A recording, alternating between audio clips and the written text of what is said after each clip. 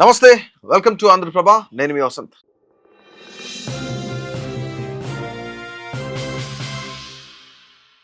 ఎట్టకేలకు పశ్చిమాసియా యుద్ధానికి తెరపడింది. యుఎస్ ఇరాన్ మధ్య శాంతి ఒప్పందం కుదిరింది. ఇరు దేశాల మధ్య కుదిరిన ఎంఓయు పైన వర్చువల్ గా అమెరికా అధ్యక్షుడు డొనాల్డ్ ట్రంప్, అలాగే ఉపాధ్యక్షుడు జెడీ వ్యాన్స్ వీళ్ళిద్దరూ కూడా సంతకాలు చేశారు. ఇరాన్ పార్లమెంట్ స్పీకర్ బఘేర్ గాలిబాఫ్ కూడా సంతకాలు చేశారనమాట. ఈ విషయాన్ని సీనియర్ యుఎస్ అధికారులు వెల్లడించారన్నమాట. అయితే ఈ సంతకాలు వర్చువల్ గా జరిగిన నేపథ్యంలో జూన్ 19న స్విట్జర్లాండ్ లోని జెనీవా వేదిక అధికారికంగా సంతకాల కార్యక్రమం జరుగుతుందని చెప్పేసి వాళ్ళు తెలియజేస్తా ఉన్నారు. ఈ కార్యక్రమానికి ట్రంప్ వెళ్లే అవకాశం కూడా ఉందని, ఒకవేళ ఆయన వెళ్ళకపోయినా వ్యాన్స్ ఖచ్చితంగా వెళ్తారని చెప్పేసి తెలియజేస్తున్నారనమాట. ఈ సంతకాల కార్యక్రమాన్ని తామే నిర్వహించబోతున్నట్లు పాకిస్తాన్ ప్రధాని షహబాజ్ షరీఫ్ కూడా ప్రకటించారు ఇప్పటికే. అయితే ముఖ్యంగా ఈ డీల్ కి సంబంధించిన పూర్తి వివరాలను 2 రోజుల్లో విడుదల చేస్తానని చెప్పేసి తెలుపుతున్నారన్నమాట. ముఖ్యంగా అసలు ఈ డీల్లో ఏముంది ఏంటి అని మనం చూసుకుంటే, ఈ డీల్ 100 రోజులకు పైగా మధ్యప్రాచ్యంలో నెలకొన్న ఉద్రిక్తత పరిస్థితులకు సంబంధించిన ఏదైతే యుద్ధం ఉందో దానికి తెరపడినట్లయింది. లెబనాన్ సహా అన్ని వైపులా యుద్ధాన్ని ముగించేందుకు ఈ ఒప్పందం చేసుకున్నట్లు ఇరాన్ ప్రకటించింది. అలాగే ఇరాన్ తో డీల్ పూర్తయిందని, హర్మోజ్ తెరుచుకోవడాన్ని తాను ఆదేశిస్తున్నానని, తాము కూడా బ్లాకెడ్ తొలగిస్తామని చెప్పేసి ట్రంప్ ప్రకటించారు. అయితే ముఖ్యంగా దీంతో హర్ముజ్ జలసంధిలో రవాణాకు అడ్డంకులు అనేవి ఇప్పుడు పూర్తిగా తొలగిపోయినట్లు కూడా మనకు అందుతున్న సమాచారం. దీని ద్వారా అంతర్జాతీయ సముద్ర మార్కెట్లపై ఒత్తిడి తగ్గిందనే చెప్పాలి. ఎందుకంటే ఈ మధ్యకాలంలో ఏ విధంగా ఉందో మనందరం చూసాం. ఈ కార్యక్రమంలోనే క్రూడ్ ఆయిల్ ధరలు కూడా భారీగా తగ్గాయి. అయితే ఇంకా సముద్రంలో పెట్టిన మైన్స్ తొలగించాల్సిన అవసరం అయితే ఉన్న నేపథ్యంలో హర్మూజ్ ఇప్పుడే పూర్తి స్థాయిలో తెరుచుకోలేదని సమాచారం. కానీ కొన్ని రోజుల్లోనే ఈ జలసంధి పూర్తిగా తెరుచుకుంటుందని చెప్పేసి అధికారులు కూడా వెల్లడిస్తా ఉన్నారు. సో ముఖ్యంగా ఏదైనా ఒక షిప్ దాటాలంటే ఖచ్చితంగా దానికి కప్పం కట్టే, అంటే టోల్ కట్టే బయటకు వచ్చిన పరిస్థితులు కూడా ఉన్నాయి. కానీ ఇప్పుడు అదేమి ఉండకపోవచ్చు అనేది ఒక అంచనా అనమాట.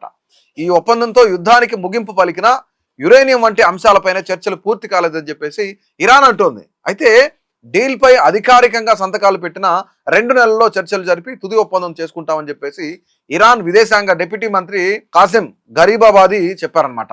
ఈ సమయంలో ఒప్పందంలోని దాడుల ఉపసంహరణ, బ్లాకెడ్ ఎత్తివేత, అలాగే జప్తు చేసిన ఆస్తుల విడుదల సహా ఇతర అంశాలపైన యుఎస్ తీరును తాము గమనిస్తామని చెప్పేసి ఆయన చెప్పారు. ఈ ఎంఓయూపై సంతకాలు చేసినంత మాత్రాన శత్రువును అమ్మినట్లు కాదని చెప్పేసి స్పష్టంగా చెప్తా ఉన్నారు. అయితే తాము మాత్రం గాజా, లెబనాన్, సిరియా నుంచి వెనక్కు వెళ్లే పరిస్థితి లేదని చెప్పేసి నెతన్యాహు కూడా ప్రకటించడం గమనార్హం. ఇజ్రాయెల్ వెనక్కు తగ్గకపోతే ఇరాన్ ఈ డీల్ను ఒప్పుకుంటుందా అనేది చాలా కీలకంగా మారిందనమాట. సో ముఖ్యంగా పశ్చిమాసియా రక్షకులుగా కూడా మేము మారుతామని చెప్పేసి ట్రంప్ కొన్ని సంవత్సరాలు కమెంట్ చేస్తా ఉన్నారు. ఈ డీల్ దాదాపు ఖాయమైన తర్వాత బీరూట్ పైన ఇజ్రాయెల్ దాడులు చేసిన నేపథ్యంలో ఇజ్రాయెల్ ప్రధాని బెంజమిన్ నెతన్యాహుపై ట్రంప్ అక్కసు వేలగక్కారు. ఈ శాంతి ఒప్పందం చేసుకున్నందుకు అమెరికాకు ఇజ్రాయెల్ ధన్యవాదాలు తెలపాలని చెప్పేసి నెతన్యాహును అర్థం చేసుకోవడం కష్టమని చెప్పారనమాట. ఇరాన్ గనక అణ్వాయుధం సాధిస్తే ఇజ్రాయెల్ కనీసం 2 గంటలు కూడా నిలవలేదని విమర్శించారనమాట.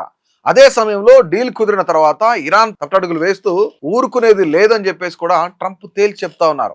అనుకున్న గడువులోగా న్యూక్లియర్ డీల్ కూడా చేసుకోవాలని చెప్పేసి, లేదంటే మరోసారి ఇరాన్ పైన దాడులు చేస్తామని చెప్పేసి హెచ్చరించారు. లేదంటే పశ్చిమాసియా దేశాల లాభాల్లో 20% వసూలు చేసి ఈ ప్రాంతానికి రక్షకులుగా మారతామన్నారన్నమాట. ఇక హర్మూజ్ పై ఇరాన్ టోల్ విధించబోదని, ఈ మార్గం ఎప్పటికీ సుంకాలు లేకుండానే ఉంటుందని చెప్పేసి స్పష్టం చేశారు. డీల్లోని వివరాలు ఇంకా బయటకు రాలేదు. అయితే 3 కీలక అంశాలపైన ఇరు దేశాలు అంగీకారానికి వచ్చినట్లు కూడా తెలుస్తుంది. వాటిలో అత్యంత ప్రధానమైంది హర్మూజ్ కు సంబంధించి రీఓపెన్ చేయడం, అలాగే ఇరాన్ ఏదైతే ఉందో ఇరాన్ పైన ఆర్థిక ఆంక్షలు తొలగించడం, న్యూక్లియర్ ప్రోగ్రాం పైన చర్చలు కూడా పునఃప్రారంభించడం కూడా ఈ ఒప్పందంలో కీలకమే. ప్రస్తుతం యుద్ధ పరిస్థితిని చక్కదిద్దడమే దీని ప్రధాన ఉద్దేశం, అంతేగాని యుఎస్ ఇరాన్ మధ్య ఇదే తుది ఒప్పందం కాదు. సో ఫైనల్ గా అసలు మరోసారి ఒప్పందానికి వచ్చారు.